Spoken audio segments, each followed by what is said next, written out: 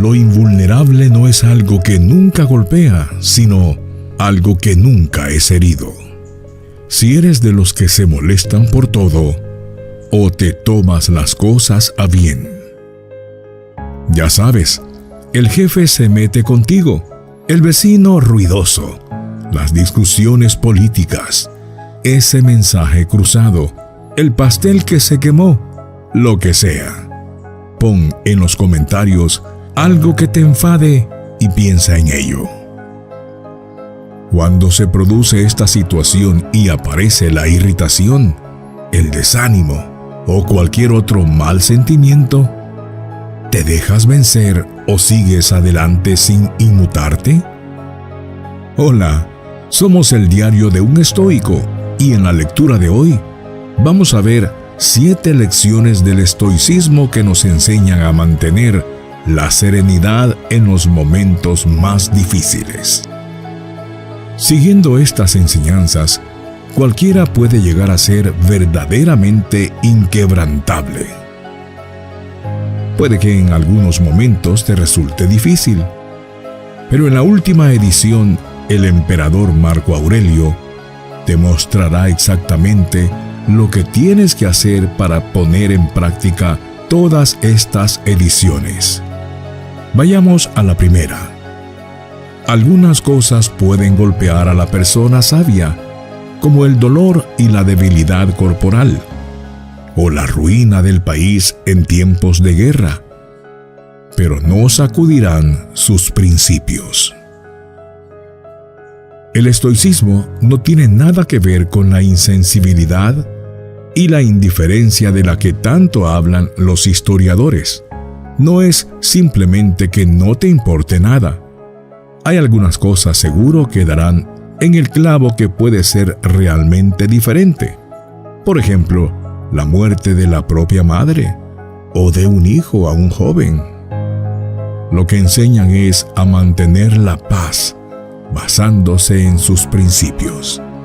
En este ejemplo es imposible no sentir una profunda tristeza, pero al reflexionar sobre el hecho de que todo ser humano morirá algún día y que la muerte está fuera de nuestro control, cada uno de nosotros puede darse cuenta de que es inútil luchar contra esta fatalidad.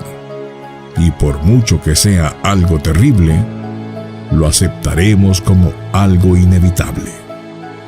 Nos sentiremos tristes, pero esta tristeza no determinará el curso de nuestras vidas. Ante cada reto, recuerda los recursos que ya tienes dentro de ti para afrontarlo. Hemos visto que debemos mantener la paz incluso con un esfuerzo gigantesco. Y no será de una hora a otra que lo lograremos.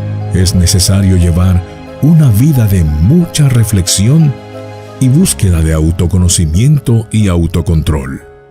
Por eso es importante que podamos llevar un estilo de vida basado en la filosofía y la reflexión y no en el inmediatismo. Debemos crear recursos internos para que cuando sea necesario, podamos recurrir a ellos para salvarnos. Esta percepción de qué cosas están bajo nuestro control y cuáles no, requiere entrenamiento. Nuestra lista de reproducción sobre estoicismo es una buena academia para que te entrenes. Te dejaré el enlace de ella en la descripción y al final del video. No creo que encuentres una lista de reproducción tan completa en ningún otro sitio. Los más triviales ni siquiera lo sienten. No utilizan su habitual fortaleza en la resistencia letal contra ellos. En realidad, no le prestan atención o piensan que merecen ser compadecidos y ridiculizados.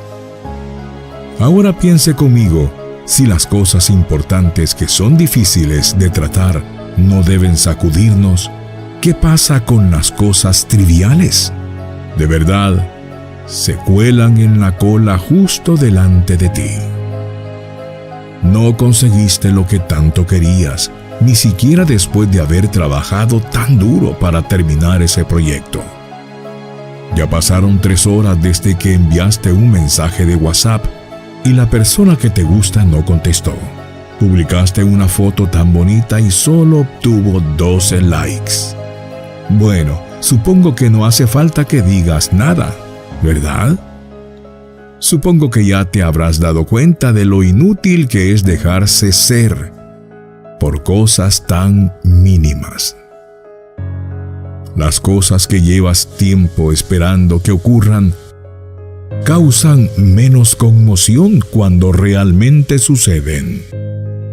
Esta es una gran idea para ayudarnos a mantener la resiliencia entre los acontecimientos, y no es pesimismo, sino preparación mental, y nos mantiene conscientes de que las cosas malas que puedan pasar son parte de la vida. Tienes que saber que por mucho que planifiques, algo puede salir distinto de lo esperado. Tienes que ser consciente de que tu cuerpo está sujeto a enfermedades. Tu trabajo puede no durar por siempre. La gente muere y se rompen objetos, etc. En uno de los videos de nuestra lista de reproducción, te presentamos un video en el que comprenderás más profundamente esto, aunque de igual merece la pena consultar un ejercicio muy práctico para entrenar esta habilidad. Y recuerda, cuando pienses que se está poniendo demasiado difícil, sigue los consejos que Marco Aurelio nos dará en la última lección. Pero por ahora, mira este que es mi favorito. Cuando se disponga a comenzar alguna tarea, deténgase un minuto y reflexione sobre la naturaleza de la tarea que va a realizar. Si sale de casa para ir a un baño público, piensa en lo que ocurre en un baño público. Recuerda a los que te salpican con agua, a los que te empujan, a los que te tratan mal y a los que te roban. Realizarás tu tarea con más confianza si antes de empezar allí te dices a ti mismo: quiero bañarme y al mismo tiempo mantener mi propósito moral en armonía con la naturaleza. Vale, imagino que no tienes costumbre de ir a baños públicos, ¿cierto? Pero creo que has conseguido hacerte la idea de que necesitas tener presente que más allá de las cosas que tienes que hacer o te propones hacer, tienes un objetivo superior: para mantener tu propósito moral en armonía con la naturaleza. Así que, para traerlo más a nuestra realidad, imagina que tienes que conducir a algún sitio y te metes en un atasco de locos y empiezas a llegar tarde. Vas a ver a ese tío intentando cortarte el paso, alguien tocando el claxon detrás de ti. En cuanto el semáforo se ponga en verde, alguien cortándote el paso y dejándote en medio del cruce un peatón que se cruza fuera del carril, corriendo delante de ti, obligándote a frenar bruscamente. Y por último, el caos diario de cualquier gran ciudad. Quizás tengas la suerte de no vivirlo, pero seguro que pasas por situaciones igual de estresantes o casi. La cuestión es que, sabiendo que todo esto puede pasar, ya vas con la mente preparada, y además de cumplir con tu tarea, también tienes que cumplir con ese propósito moral. Debes pensar que no serás capaz de hacer esto si te enfadas con lo que está pasando. Lo invulnerable no es algo que nunca es golpeado, sino algo que nunca es herido de eso, o te muestra la persona sabia. Ya hemos visto que nadie está libre de sufrir los golpes de la vida. No siempre podemos esquivarlos. Algunos nos los daremos.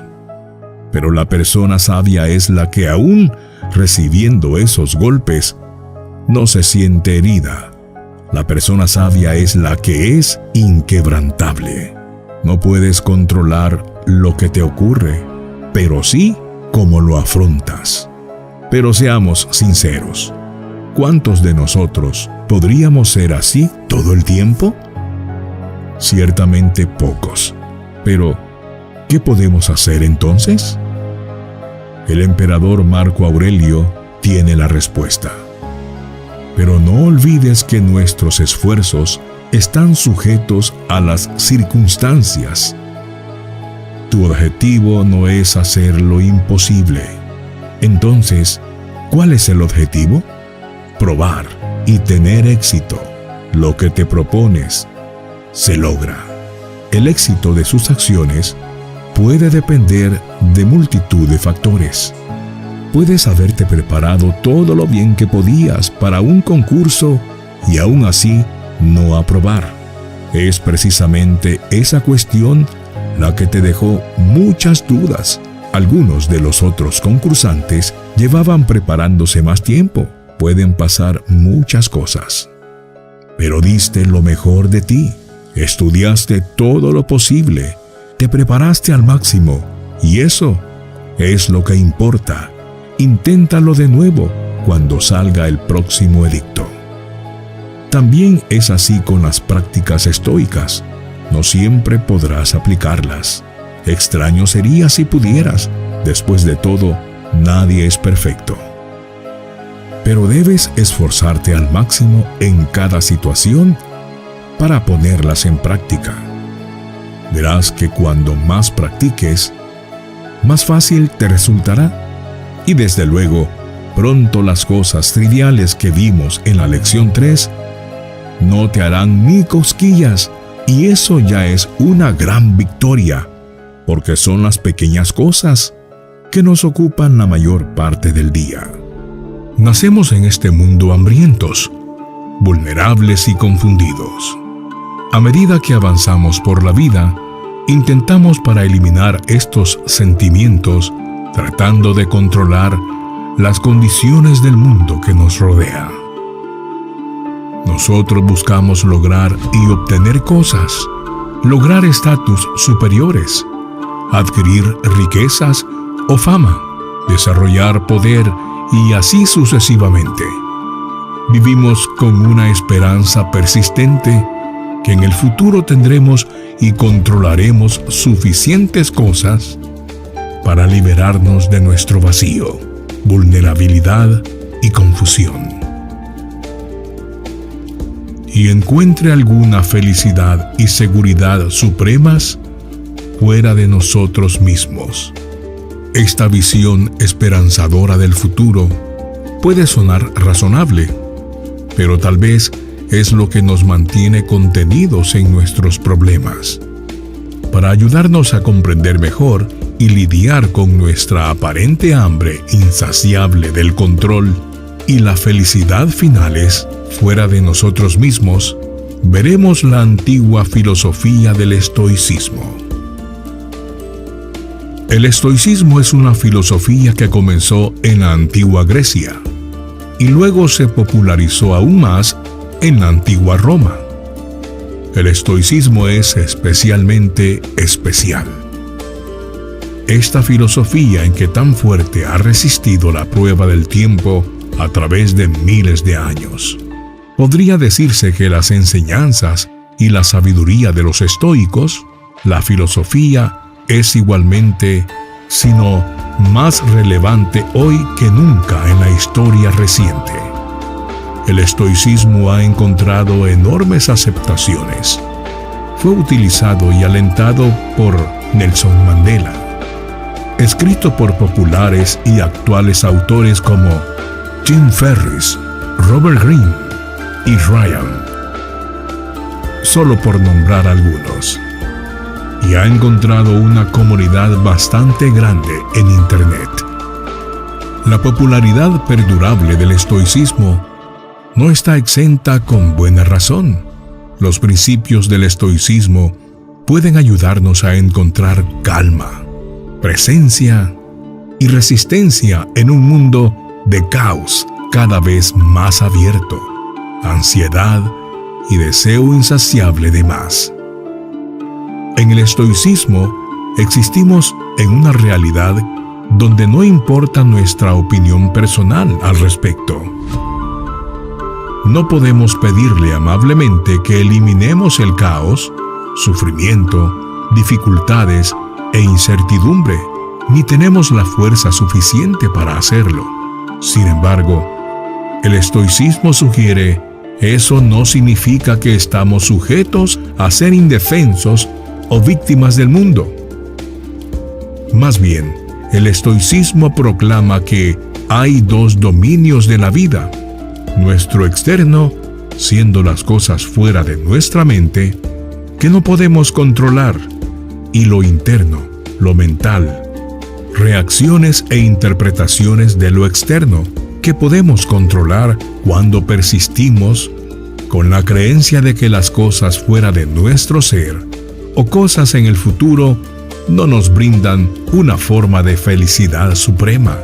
Intercambiamos cada momento de nuestra vida por un momento que no existe. Nos vemos dependientes en cosas fuera de nosotros mismos que no podemos controlar y corremos sin parar en una cinta de correr.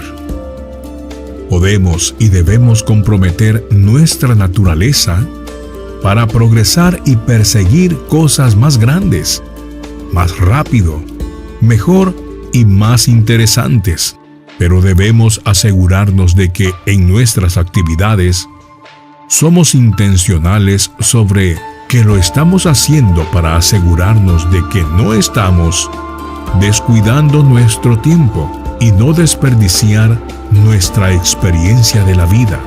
No importa qué tarea hagamos, lo haremos derrochando. Supongamos que todo lo que va más allá de la tarea en sí mismo proporcionará algo mejor que la experiencia de enfoque y presencia en la tarea de sí mismo.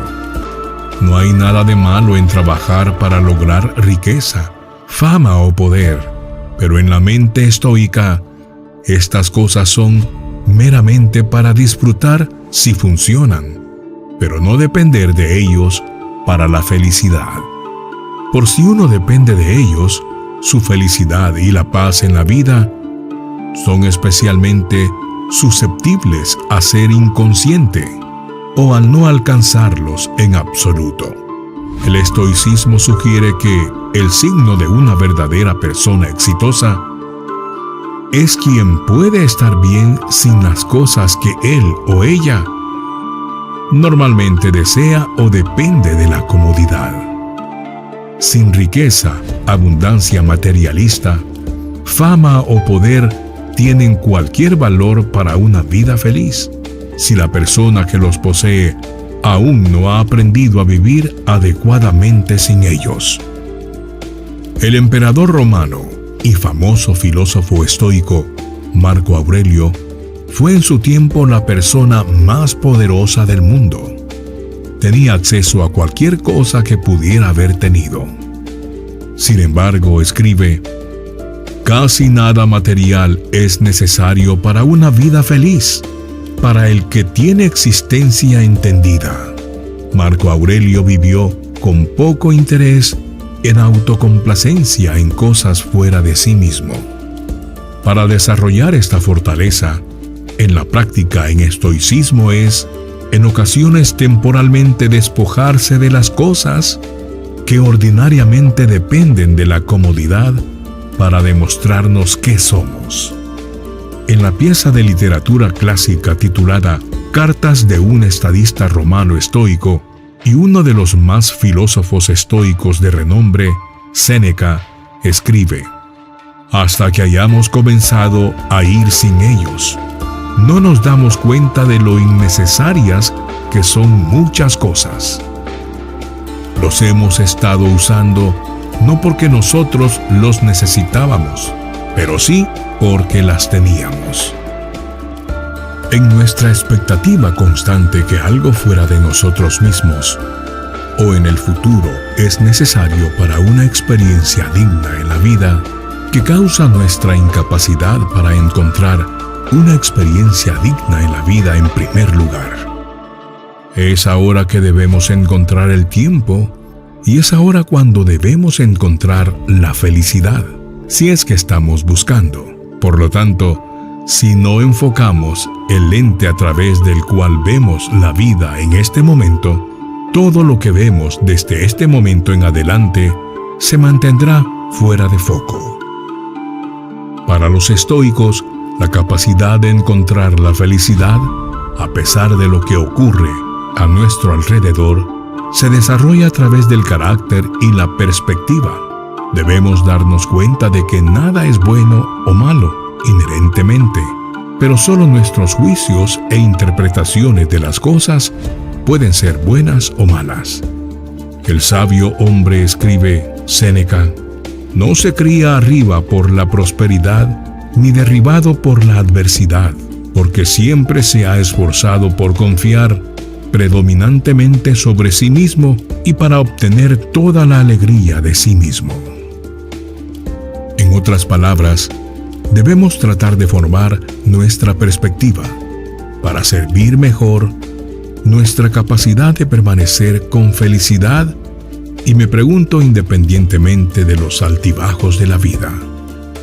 El estoicismo sugiere que no somos más que una pequeña característica de todo el cuerpo de la naturaleza, y todo lo que nos pasa es una cuestión de relevancia y necesidad de todo lo que está más allá de nosotros. En esto debemos esforzarnos por una aceptación e indiferencia hacia todo lo que sucede, y en cambio enfocamos nuestra atención en controlar nuestras reacciones a las cosas que suceden. Con esto podemos comenzar a liberarnos del caos del mundo y encontrar alguna forma de felicidad y presencia dentro de nosotros mismos. La práctica del estoicismo no es fácil para ninguno, y posiblemente para vivir una completa vida estoica es imposible. Probablemente ninguna persona pueda estar sin momentos de deseo o pensamientos negativos o reacción del mundo que los rodea. Sin embargo, el estoicismo nos regala un objetivo de sabiduría: aspirar a una felicidad y tranquilidad, para luchar para cuando las cosas están en su peor momento aparente. En un tiempo donde el caos y la ansiedad corren desenfrenados a través de nuestras vidas, donde las presiones culturales, vivir de ciertas maneras y lograr ciertas cosas, logran abrumarnos 24/7, donde gastamos una gran cantidad de tiempo comparándonos y deseando la aprobación de los demás. Nuestro sentido de la felicidad y la paz está cada vez más en juego, y quizás es a través del estoicismo que podemos intentar aferrarnos a eso. A partir del nacimiento aparentemente corremos por la vida. Fuera de cada carrera o momento, insatisfecho con lo que es la vida y constantemente mirando hacia el futuro, para lo que la vida podría ser si solo obtenemos algo más o diferente.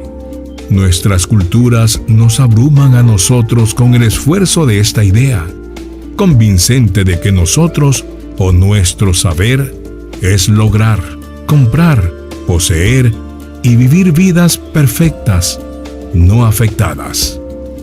Esta ilusión, sin embargo, nos frena con la ansiedad de que nosotros, según la cultura, podemos librarnos de nosotros mismos, de si solo conseguimos algunas cosas más, hacer un poco más de dinero, ser un poco más popular y comprar un poco más de cosas, creando un sinfín bucle de retroalimentación, de hambre insatisfecha.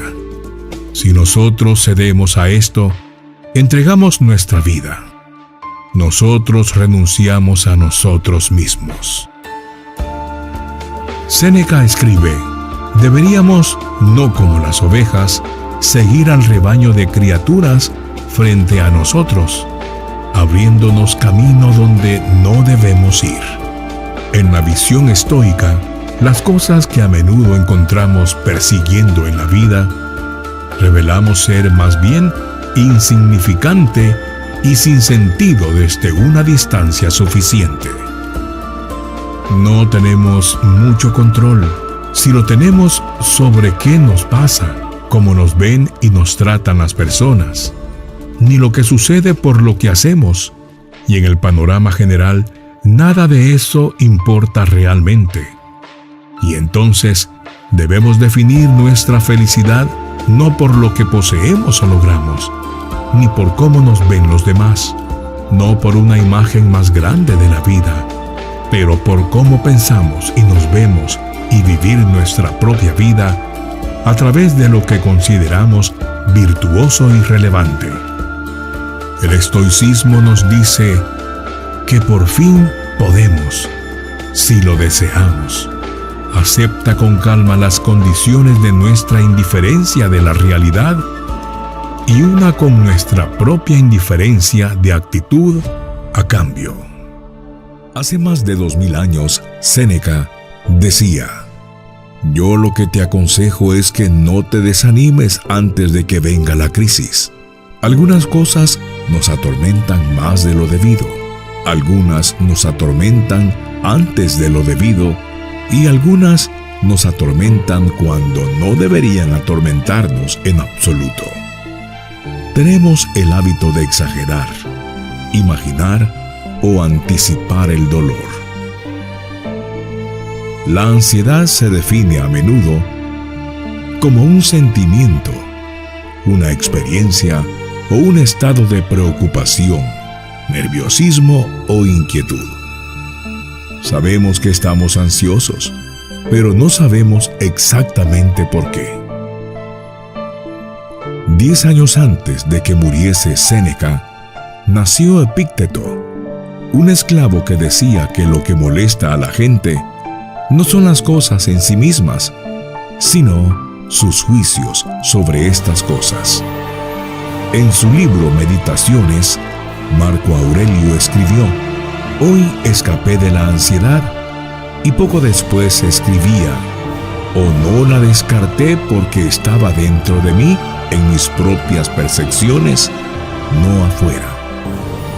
Nos decimos a nosotros mismos que estamos estresados, ansiosos y preocupados por la presión que nuestro jefe nos pone o por algún plazo inminente, y luego, cuando todo eso se resuelve, cuando se esfuma, nos damos cuenta de que por mucho que cambie el entorno, siempre tenemos una razón para sentirnos con ansiedad. Es importante entender que la ansiedad viene del interior.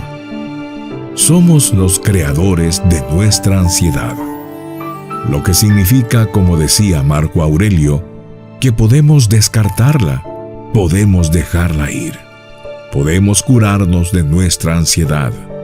No hay duda que la vida de Marco Aurelio estuvo llena de cosas por las que preocuparse: plagas, guerras, catástrofes naturales, crisis financiera, colegas frustrantes, inseguridades personales, angustia existencial, problema de salud. Además de la pérdida de 5 hijos, la vida de Marco estuvo plagada de tensiones y ansiedades. Y si no fuera así, si todo hubiera sido fácil, probablemente no estaríamos hablando de él aquí 2000 años después. El historiador dio un casiologio a Marcus, porque perseveró con calma. Marco Aurelio no tuvo la buena fortuna que merecía, porque no era fuerte de cuerpo y estuvo envuelto en multitud de problemas durante prácticamente todo su reinado. Pero por mi parte lo admiro aún más por esta misma razón, que en medio de dificultades inusuales y extraordinarias, él mismo sobrevivió y conservó el imperio. Entonces, ¿cómo se las arregló? ¿Cómo lidió con todas esas tensiones y ansiedades? Se basó en su entrenamiento estoico. Usó lo que aprendió al estudiar las vidas y las obras de los estoicos que lo precedieron: Zenón, Epícteto, Musonio Rufo y Séneca, por nombrar algunos. Usó los siguientes remedios estoicos para la ansiedad. Número 1. Nombra a tu monstruo. Marco Aurelio habló sobre cómo sus tensiones y ansiedades eran percepciones a las que se aferraba, eran monstruos de su propia creación. Se dijo a sí mismo que debía atravesar esas percepciones y ver lo que realmente son cuando estaba abrumado, porque se sentía ocupado en el negocio más importante. Marco miraba su túnica púrpura real y decía que eso es solo lana de oveja teñida con sangre de mariscos. Cuando estaba estresado por el dinero, pensaba en lo que el dinero le proporcionaba: cenas de mariscos finos. Eso es solo un pez muerto. Vinos nobles de alta gama. Eso es solo jugo de uva. Lo llamó despojarse de la leyenda, arrancarle la máscara al monstruo. La ansiedad es abrumadora y ambigua. Puede ser tan profunda como para dejarnos inmóviles la duda, la incertidumbre, el miedo, la preocupación, la presión, el nerviosismo. Se arremolinan dentro de nosotros y no sabemos qué hacer al respecto. No sabemos de dónde viene exactamente. No sabemos cuándo vendrá. No sabemos si vendrá. Lo primero que tenemos que hacer es nombrarlo. Matthew Lieberman, profesor de psicología y fundador de la neurociencia cognitiva social, utilizó un estudio de fMR y para demostrar que el simple acto de nombrar una emoción calma el centro emocional del cerebro. Cuando a los sujetos de investigación se les mostraron imágenes y se les pidió que etiquetaran una emoción fuerte, mostraron una menor actividad en la región del cerebro que desencadena las respuestas emocionales y una mayor actividad en la región del cerebro asociada con la vigilancia y el control cognitivo. Lieberman decía: de la misma manera que pisas el freno cuando estás conduciendo, porque ves un semáforo en amarillo, cuando pones tus sentimientos en palabras, pareces estar pisando el freno en tus respuestas emocionales. Esta es sabiduría antigua. Poner nuestros sentimientos en palabras nos ayuda a sanar mejor. Si un amigo está triste y podemos hacer que hable de ello, probablemente eso le hará sentir mejor. Hablando de sabiduría antigua, Séneca decía que sufrimos más en la imaginación que en la realidad. El estrés, la ansiedad y la ira se vuelven crónicos y debilitantes cuando persisten y se ignoran, se convierten en algo imbatible. A menos que reúnas la fuerza para dejarlos, escribiéndolos, domarlos, nombrándolos y cerrando las puertas del corral detrás de ellos. Número 2. Concéntrate en el momento presente. Marco Aurelio decía: no dejes que tu reflexión sobre todo el curso de la vida te aplaste. No llenes tu mente con todas las cosas malas que aún podrían. Para mantenerse enfocado en la situación actual. Todos nos sentimos atraídos por hacer más cosas, ir a más lugares, por progresar más.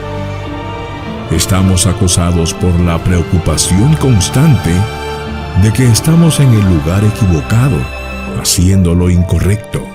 O mejor dicho, que hay otro lugar, un lugar mejor en el que podríamos, en el que deberíamos estar. Es un sentimiento que se manifiesta no solo en ansiedad, sino también en la culpa, envidia, miedo, inseguridad. Es exactamente lo contrario de estar contento, feliz o agradecido. Marco Aurelio lo sabía. ¿Por qué crees que mencionó el presente y el momento presente más de 20 veces en su libro Meditaciones? Cada vez que dice no te preocupes por el pasado, no te preocupes por el futuro, abraza lo que tienes delante ahora mismo. Está diciendo que no estés en otro lugar. Deberías estar aquí y estar aquí bien. Es un recordatorio que parece que necesitamos constantemente. Nuestra inquietud a nivel casi cultural nos está privando del don y la belleza del momento que tenemos ante nosotros.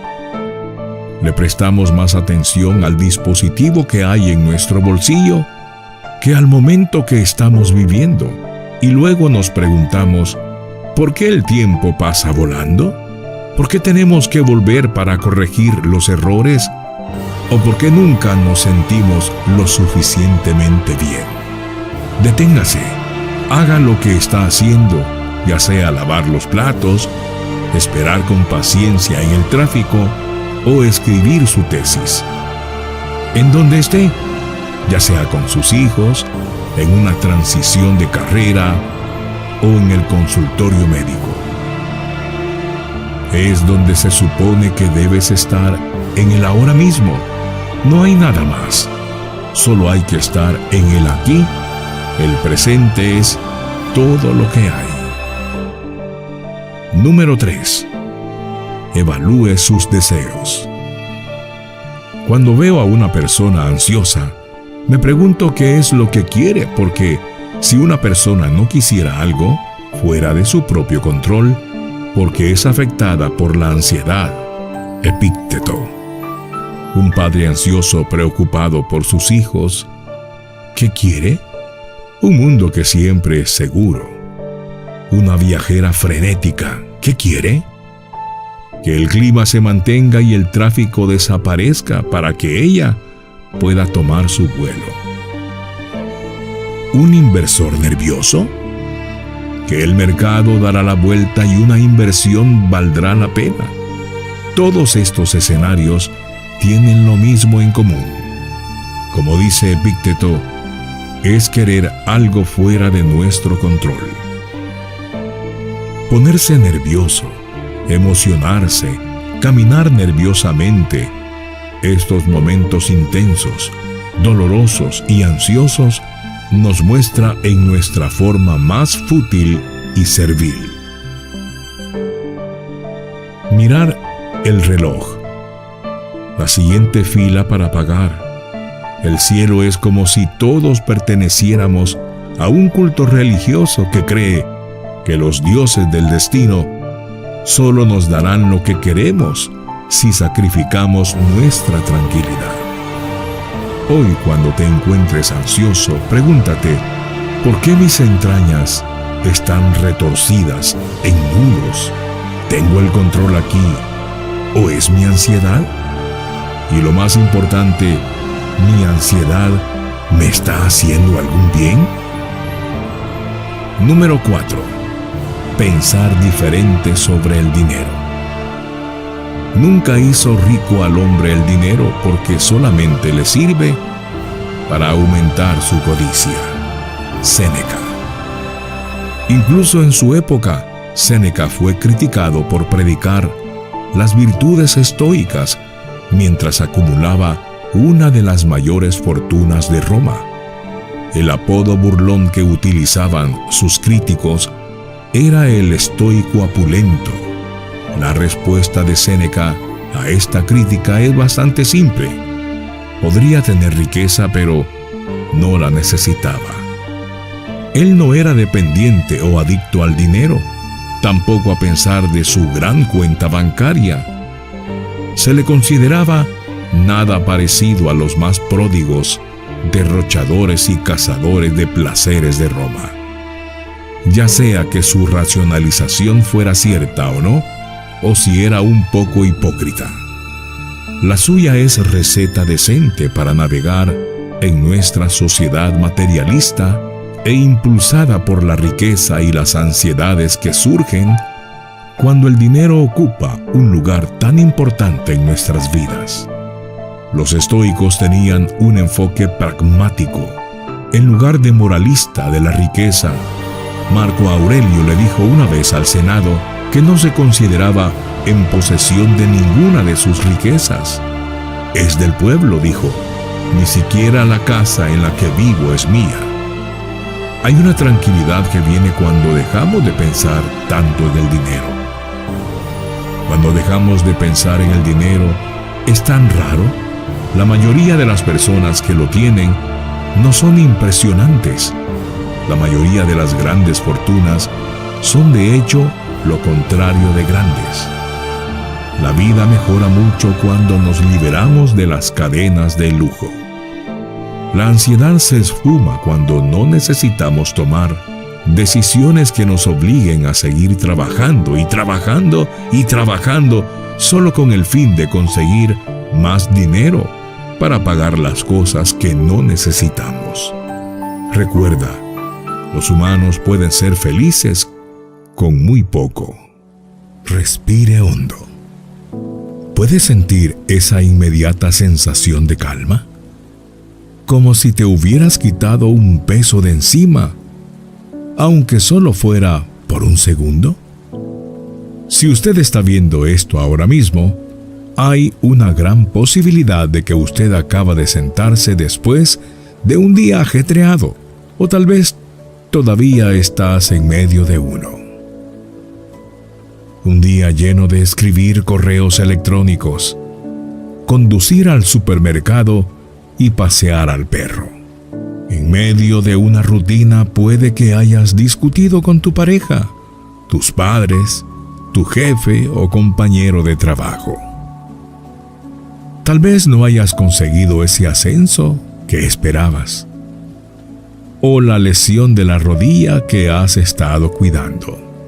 Vuelve a respirar hondo. ¿Lo has sentido esta vez? Esa sensación de liberación.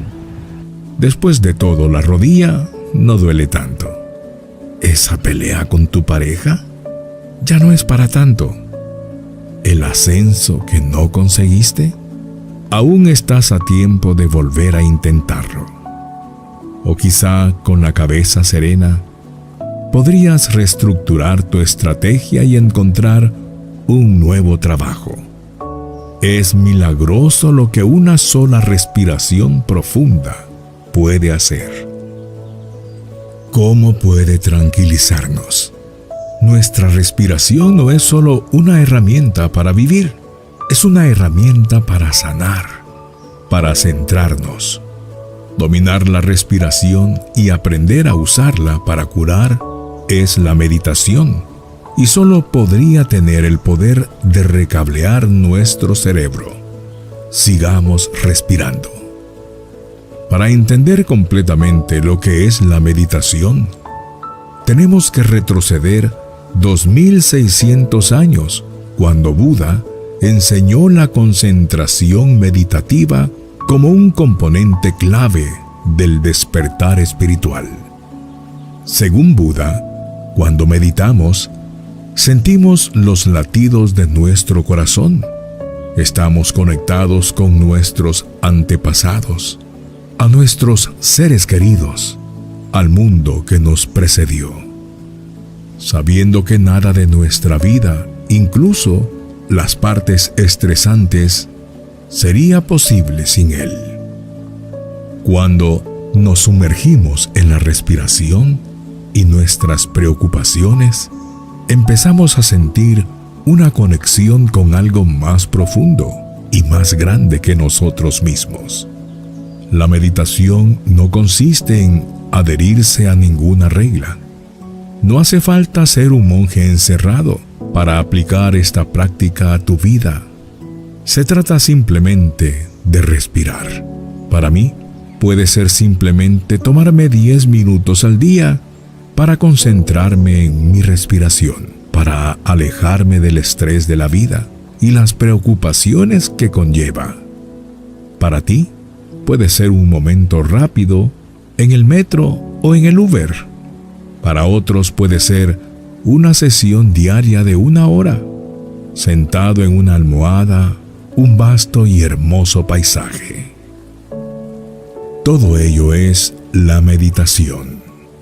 No importa dónde estemos, ni cuánto tiempo cerremos los ojos, respiramos por las mismas razones: para relajarnos, para aliviar el estrés de la vida diaria y tal vez para responder a algunas de las preguntas más de la vida. ¿Cómo puedo mejorar mis relaciones? ¿Quién quiero ser dentro de unos 5 años? ¿Cómo vivir una vida más feliz? La felicidad es una sensación de tranquilidad y satisfacción, como si las cosas son exactamente como deberían ser. Sabemos lo difícil que es conseguirla, pero aún así queremos. Como cuando somos jóvenes parece tan simple: un viaje a la tienda de dulces, un nuevo cachorro, abrazos de un hermano. Pero de adultos parece que enfrentamos una crisis perpetua, aparentemente a nuestro alrededor. Obstáculos insalvables que lo consumen todo. Cosas que haces, que es discutir con la pareja, o ese tenso intercambio de correos electrónicos difícil de procesar. Y todo parece ir peor. Los rumores de una recesión inminente, la gran dimisión, sobrevivir a duras penas a una pandemia. No es de extrañar que la felicidad global haya caído un 10% entre el 2011 y 2021. En un mundo de locos, ¿qué hacemos?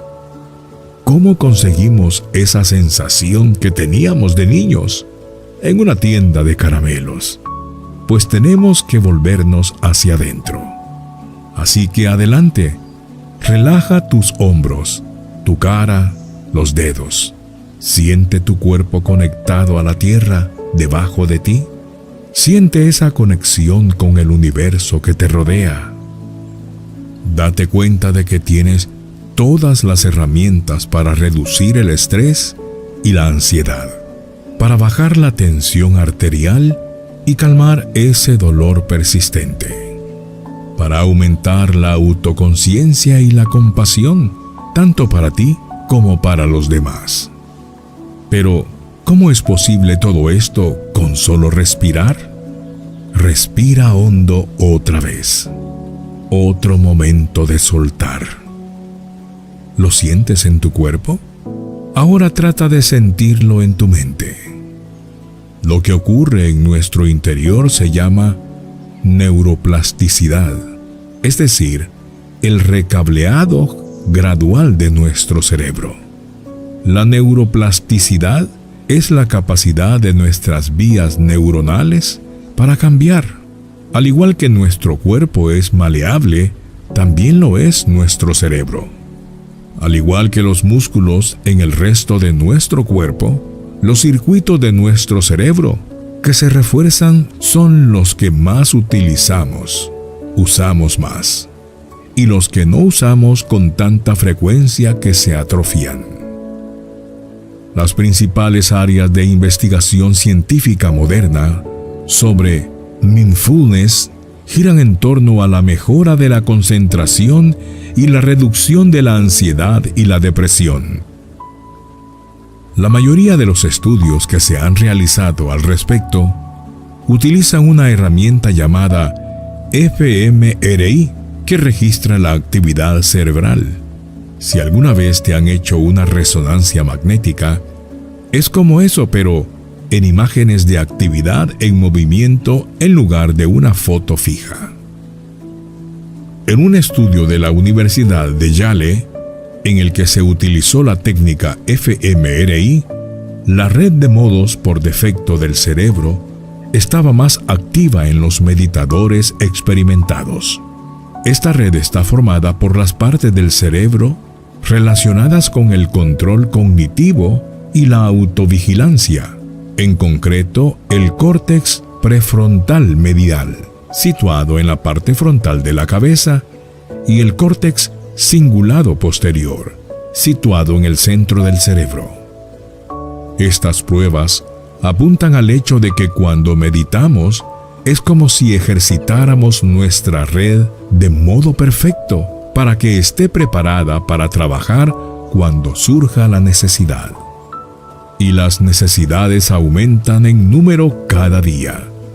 No solo es esa pelea con nuestra pareja, sino la infestación de dudas sobre nuestro futuro con ella. No es solo un ascenso perdido, sino el miedo a no cumplir nunca nuestros objetivos o a convertirnos en lo que siempre hemos soñado. Nos angustiamos, nos deprimimos, perdemos la motivación. Pero cuanto más respiramos, mejor controlamos esos sentimientos. Así que repito, respira. Es muy fácil pensar en todas las formas en que estamos fracasando. Dejar que nuestra cabeza se llene de pensamientos de duda e insuficiencia. Nos convencemos de que no somos lo bastante buenos, de que no podemos resolver los obstáculos a los que nos enfrentamos. En lugar de rendirnos, ¿podemos conectarnos a la Tierra? ¿Podemos acceder a esta red de modos por defecto y mejorar nuestra resolución de problemas? ¿Podemos visualizar el recableado que se está produciendo para tener más conciencia de nosotros mismos? Ya está. Lo hacemos ahora mismo, juntos, pero nuestra mente sigue divagando. Queremos distanciarnos, preocuparnos por otra cosa que no sea este momento. Todo el mundo nos dice que estemos presentes, pero es difícil, sobre todo cuando nos preocupamos. A menudo nos desconectamos.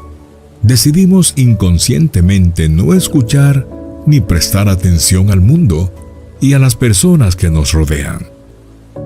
Es lo que se conoce como habituación, la tendencia a dejar de prestar atención a información o estímulos nuevos. ¿Le cuesta captar la atención de la gente? ¿Te sientes un poco insensible a lo que te rodea? Respira. Vuelve a centrar tu mente. Concéntrate y siente el mundo que te rodea.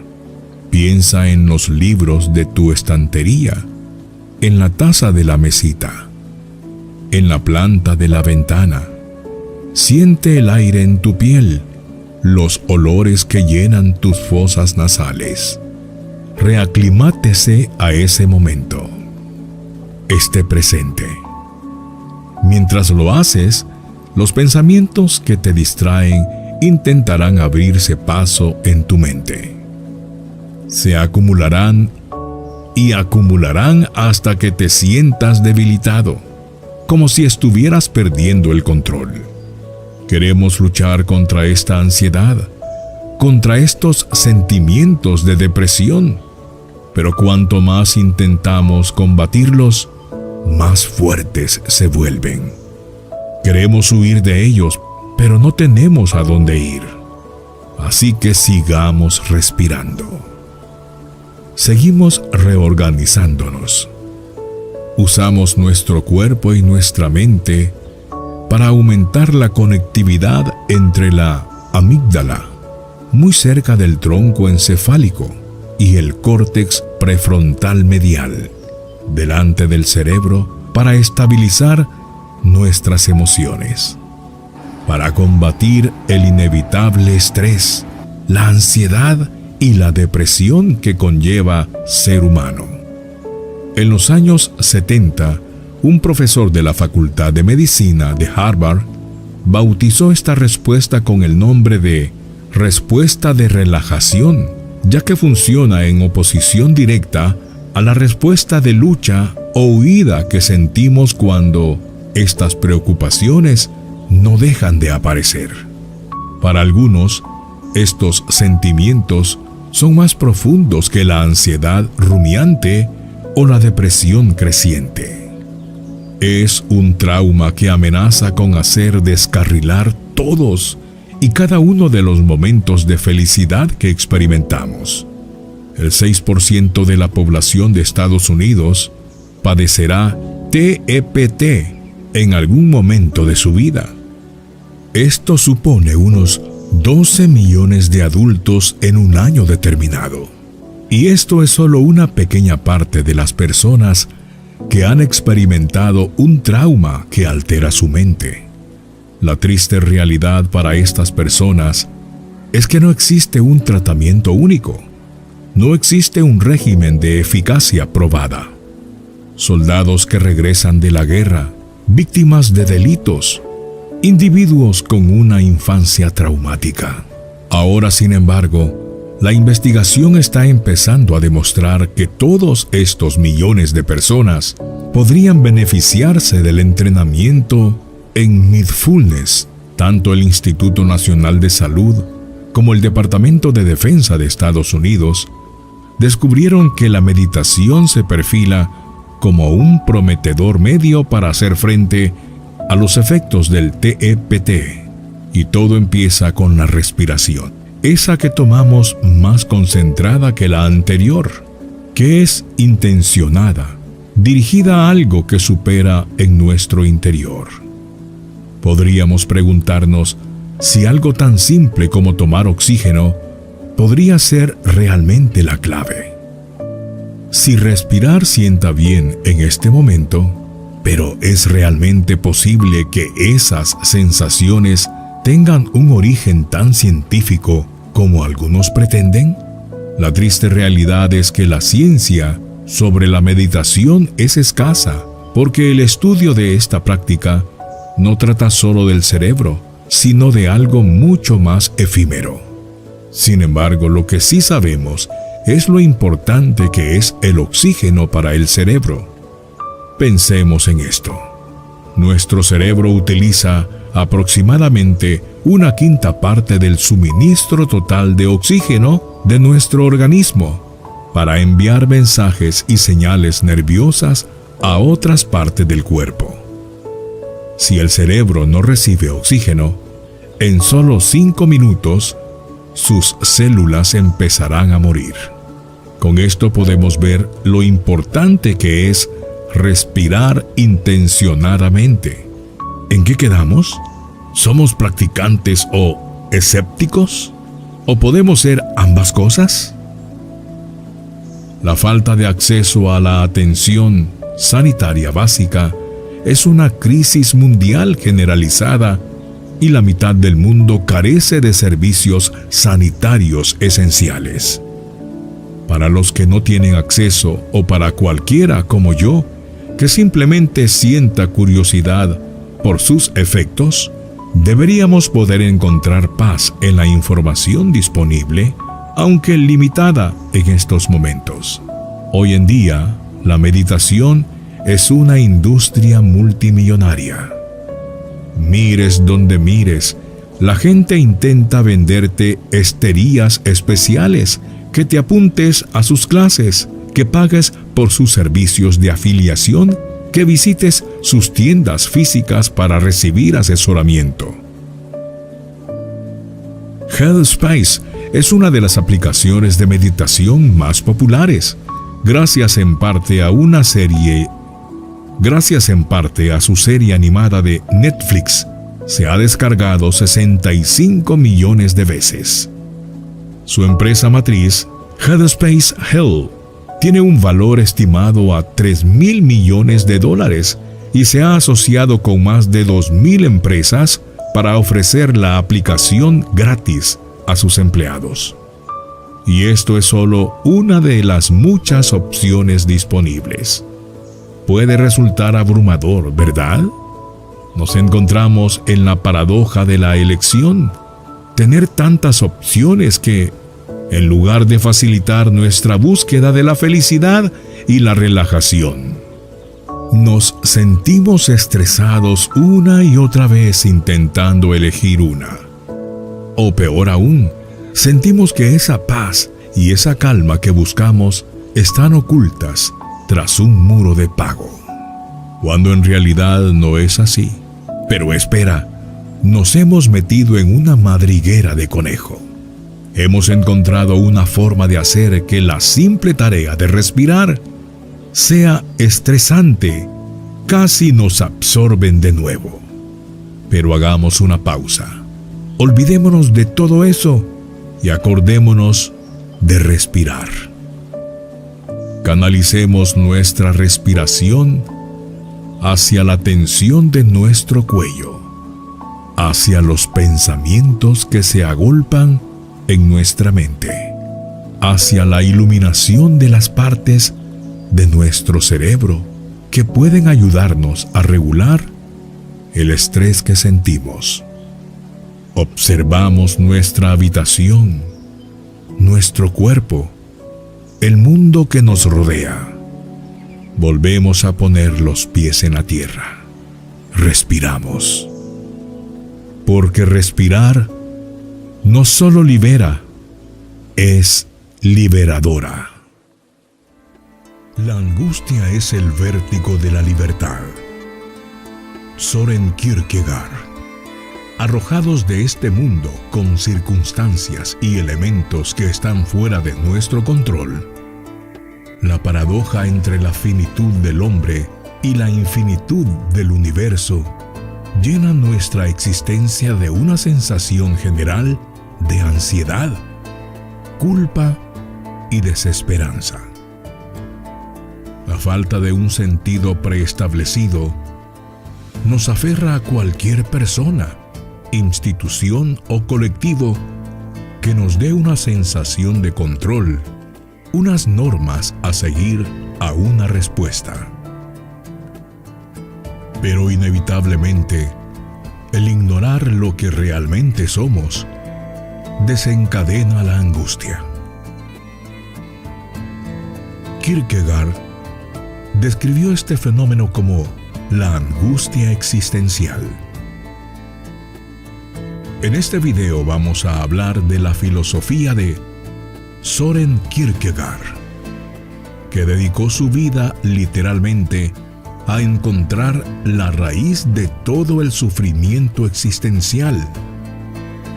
Y él mismo nos guiará a través de los conceptos que desarrolló para lidiar con ella.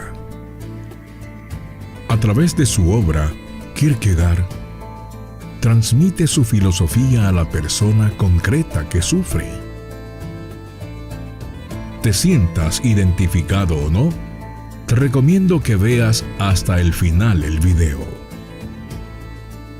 Nacido en una rica familia de Copenhague, su padre era un hombre muy religioso. Este hombre estuvo convencido toda su vida de que había sido maldecido por Dios y creía que ninguno de sus 7 hijos pasaría de los 33 años de edad en que Jesucristo fue crucificado. Pensaba que sus pecados, como haber maldecido de nombre de Dios en su juventud o embarazar a la madre de Kierkegaard antes del matrimonio, eran merecedores de castigo. 5 de sus 7 hijos no pasaron de la edad de 33 años. Los 2 restantes, entre ellos Kierkegaard, lo hicieron, y este último hubo de prometer a su padre, cuando éste se encontraba en el lecho de muerte, que estudiaría teología para convertirse en sacerdote. Esta influencia hizo que toda la filosofía de Kierkegaard regirá alrededor de la feria y del concepto del pecado original. He pensado que la fe debía ser algo irracional, ya que no tenía sentido tener fe en algo que era cierto, ya que no tenemos fe en una silla o un gato, por ejemplo. La fe debe prestarse a aquello que parece imposible bajo cualquier razonamiento o lógica humana. Por ello, el primer paso para la fe era cuestionar la misma existencia de estudios. La fe verdadera procede de la duda constante durante su vida. Así que ahora estudiaría peleando contra la iglesia danesa, ya que él creía que la iglesia había su vertida de en Dios. Lo que tengo que hacer, escribió Kierkegaard, es esclarecer qué es lo que he de hacer, no lo que he de saber. Sujetos a la nada, los hombres estamos condenados a una constante elección. A través de lo que elegimos y descartamos, desarrollamos nuestro yo, es decir, lo que nosotros somos. Según Kierkegaard, si no elegimos, estamos sujetos a la incertidumbre. El yo, que describe, es la relación de la persona con la existencia. Si uno actúa en contra de este, como veremos más adelante, entrará en desesperación. Como dijo tal vez el más importante pensador existencialista, Jean-Paul Sartre, los hombres estamos condenados a ser libres. Con su filosofía, Kierkegaard se convertiría en el primer gran psicólogo, aunque el cuerpo de su filosofía esté altamente influenciado por el cristianismo. Él pensó que los problemas a los que se enfrentan las personas realmente surgen de dentro de estos y de su incapacidad de concebir el mundo tal como es, enigmático y desconcertante. Kierkegaard introdujo el concepto del autoanálisis en su obra, es decir, estudiar nuestra propia vida para darnos cuenta de dónde surgen las incongruencias entre lo que hacemos y lo que somos. Esto daría paso al psicoanálisis de Sigmund Freud, que cambiaría la forma en que entendemos el comportamiento humano. Al no haber ninguna regla suprema escrita que seguir, el hombre debe guiarse a sí mismo. Este debe tomar la responsabilidad de su vida y hacer aquello que vaya con su propia naturaleza. No debe guiarse por ninguna persona, institución, ya que ir en contra de lo que es uno verdaderamente da paso a la desesperación. Esta responsabilidad que de una forma inherente poseemos las personas nos hace sufrir, nos provoca ansiedad a la infinitud de posibles elecciones que tenemos frente a nuestro. Este miedo a no hacer lo correcto hace caer al hombre en la necesidad de un ser superior que dedica su vida y le diga qué hacer en todo momento, evitando así la responsabilidad que su libertad acarrea. Aun si ignoramos esta responsabilidad, esta no va a desaparecer y el dolor que desprenderá seguirá provocándonos una angustia. La angustia se nos muestra en forma de desesperación. Esta no es un fruto de la depresión, sino del concepto de la alineación del yo, es decir, alejarnos o contradecir lo que somos en realidad. En su obra publicada en 1849, La enfermedad mortal, Kierkegaard intenta dar solución a esta desesperación y propone a la persona que sufre el autoanálisis para comprender el origen del descubrimiento. Según Kierkegaard, existen varios niveles de desesperación. El primer nivel es el más bajo. La persona tiene una idea errónea de lo que es el yo y desconocen su potencial, es decir, lo que puede llegar a ser. Ese estado más bajo no es ni considerado desesperación, según Kierkegaard, ya que en su ignorancia se halla cierta felicidad que a su vez se encuentra muy lejos de lo que podría llegar a ser. La desesperación verdadera aparece cuando la conciencia de sí aumenta en el individuo. Este estado induce una profunda presión hacia sí mismo. Muchas veces cuando intentamos perseguir algo en nuestra vida, ya sea una persona, algo material o algún cargo de poder, lo que en realidad estamos buscando es librarnos de este sentimiento de aversión hacia nosotros mismos.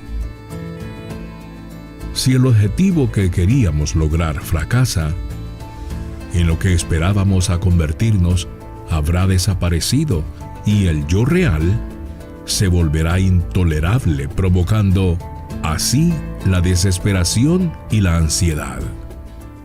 Kierkegaard es el ejemplo del hombre que quería convertirse en emperador y señalaba que aunque este hombre consiguiera su objetivo, habría abandonado su antiguo yo. Tanto en su deseo como en su logro, trataba de abandonarse a sí mismo. Estaría pues, condenado a la esclavitud. Cuando uno no se posee a sí mismo, no es el mismo. Esta etapa sería llamada la etapa estética, donde la persona solo persigue los placeres de la vida, la vanidad y el reconocimiento. Esto refuerza la disonancia entre lo que realmente somos y lo que queremos que deberíamos de ser, solo como un vano esfuerzo para ocultar lo que realmente somos, solo para ocultar el sufrimiento. En efecto, estamos constantemente evitando nuestra libertad. La angustia no es más que el presentimiento de esa terrible responsabilidad a la que el hombre se enfrenta al tener que tomar una decisión existencial. Esta angustia tiene dos caras. Por un lado, la terrible carga de tener que tomar una decisión y por otro lado, la euforia de ser libre y de elegir por uno mismo. La solución que nos ofrece Kierkegaard es que se puede encontrar la paz y la armonía interior si se reúne el valor para hacer lo que uno es en vez de quererse el otro. Actuando acorde a nuestro yo, abrazando la ansiedad y la incertidumbre de que las elecciones que tomemos podrían muy bien ser erróneas. Es allí donde podremos encontrar la paz y la armonía interior. El versículo para alcanzar este estado de aceptación del yo es el elemento que Kierkegaard llama el caballero de la fe. Este es el individuo que ha depositado una fe completa en sí mismo y en Dios. Este ha aceptado la absurdidad del mundo y a partir de este asunto puede actuar de forma libre e independiente de este. Se puede convertir en un caballero de fe si es capaz de dar un salto de fe en su vida. Saltará a lo que uno es verdaderamente. En pocas palabras, abrazar la ansiedad que la libertad nos acarrea. Una vez superada la frase estética que llegan, introduce el concepto de la repetición. Esta es la constancia en ser una y otra vez aquello que va en sentido ético con nosotros mismos, es decir, reafirmar este control sobre nuestra propia capacidad de decisión. Kierkegaard lleva toda la razón en que debemos comportarnos siempre en relación a nuestro verdadero yo. Debemos analizar nuestras propias vidas y encontrar aquello que realmente somos y actuar siempre en correlación con este deseo anterior. Este nos proporcionará la mayor plenitud de satisfacción, aunque no poseemos nada de externo. El concepto del caballero de fe y el salto de fe podemos adaptarlos a nuestra vida en cierto modo, ya que muchos vivimos o hemos vivido muy en desacuerdo a nuestro yo verdadero, y para llegar a estar en congruencia con nuestro yo, debemos dejar todo lo que va en contra de este. Pero para hacer esta transición, necesitamos armarnos de valor ya que enfrentarse a este cambio no es nada fácil. Creer ser aquel que uno es verdaderamente es lo opuesto a la desesperación. Søren Kierkegaard. El filósofo Diógenes nació en Sinope, una ciudad en la costa turca del Mar Negro, y tuvo en su juventud una existencia feliz, ya que era hijo de un banquero, pero fue desterrado de Sinope por una acusación de falsificar moneda. Diógenes declararía que lo hizo solo para cumplir un mandato del oráculo de Delfos que lo ordenaba, invalidar la moneda en curso, y que solo más tarde comprendió el verdadero sentido de las palabras del dios, rechazar la falsa moneda de la sabiduría convencional, demostrando la superioridad de la naturaleza sobre la costumbre. Esta idea se convertiría en la piedra angular de su actividad filosófica, y lo hizo mostrarse audaz y estar preparado ante cualquier embate del caprichoso azar. Diógenes fue exiliado de su ciudad natal y se trasladó a Atenas, donde se convirtió en un discípulo de Antístenes, el más antiguo pupilo de Sócrates. Diógenes vivió como un vagabundo en las calles de Atenas, convirtiendo la pobreza material extrema en una virtud. Se dice que vivía en una tinaja, en lugar de una casa, y que de día caminaba por las calles con una lámpara encendida diciendo que buscaba hombres honestos. Sus únicas pertenencias eran un manto, un zurrón, un báculo y un cuenco, hasta que un día vio que un niño bebía el agua que recogía con sus manos y se desprendió de él.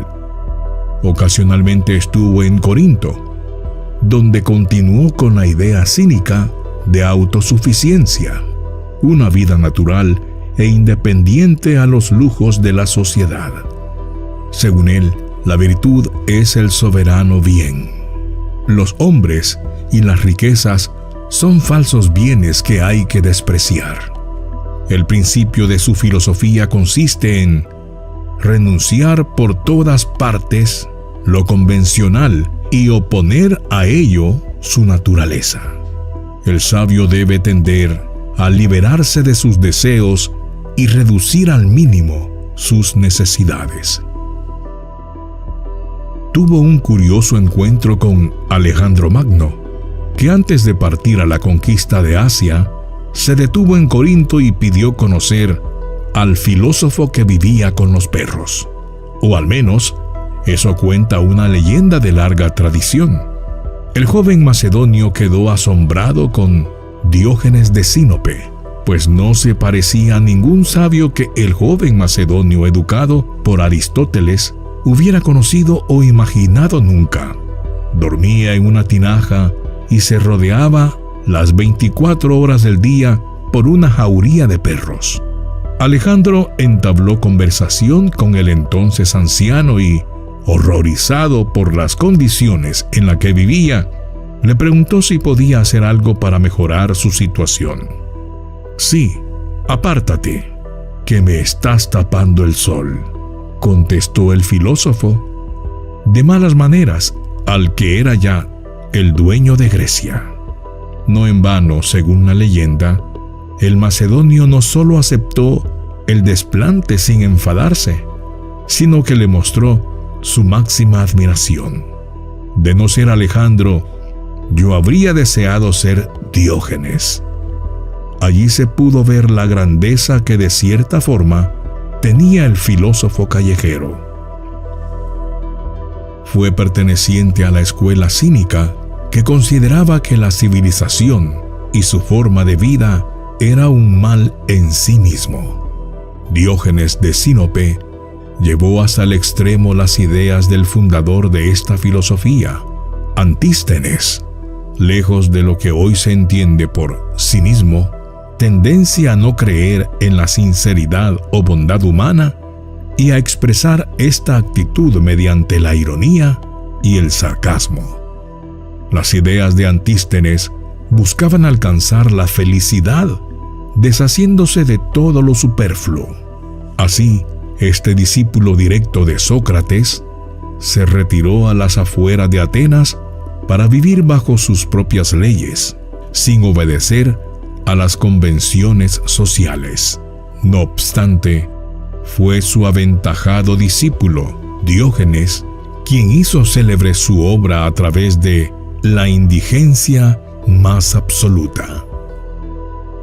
Diógenes de Sinope fue un filósofo griego del siglo IV a.C., conocido por su estilo de vida sencillo y austero. Era un cínico, una escuela filosófica que se caracterizaba por su crítica a la sociedad y a sus valores, y por su defensa de la virtud y la simplicidad. A continuación, te comparto algunas anécdotas que se cuentan sobre Diógenes. Se dice que Diógenes vivía en un tonel viejo en el mercado de Atenas y que se le podía ver paseando por la ciudad con una linterna encendida durante el día, buscando al hombre perfecto. Una vez, al encontrarse con un hombre arrogante y vanidoso, le dijo: «Te busco a ti, que tienes un alma de hombre, pero tienes cuerpo de mujer». Otra vez, Diógenes se encontró con un hombre que se jactaba de tener muchos amigos y le dijo: «Tienes tantos amigos porque eres pobre. Si fueras rico, no tendrías ni uno solo». Una vez Diógenes fue invitado a un banquete y al ver que los platos estaban llenos de comida, dijo: «No necesito tanto. Me conformo con una hogaza de pan y un poco de vino». Se cuenta que Diógenes se encontró con un hombre que se quejaba de que no tenía dinero y le dijo: «Tienes 2 manos, ¿por qué no trabajas y ganas algo?». Cuenta la leyenda que Diógenes estaba durmiendo en una plaza de Atenas cuando el rey Filipo de Macedonia pasó por allí. El rey le preguntó qué hacía allí y Diógenes le respondió: «Estoy buscando un hombre». El rey, algo confundido, le preguntó quién era él y Diógenes le dijo: «Soy un ciudadano». Al ver la determinación de Diógenes por vivir de acuerdo a sus principios, el rey le dijo: «Si encuentro a un hombre como tú, te haré mi amigo». A lo que Diógenes respondió: «Si encuentro a un hombre como tú, haré que sea mi amigo». ¿Qué opinas sobre el gran Diógenes y su manera de ver la vida? ¿Crees que hace falta un poco o mucho de eso en el mundo actual? Gracias por quedarte hasta el final. Te invitamos a darle like y suscribirte. Recuerda activar la campanita para que no te pierdas nuestro contenido y aprendas a vivir como un verdadero estoico.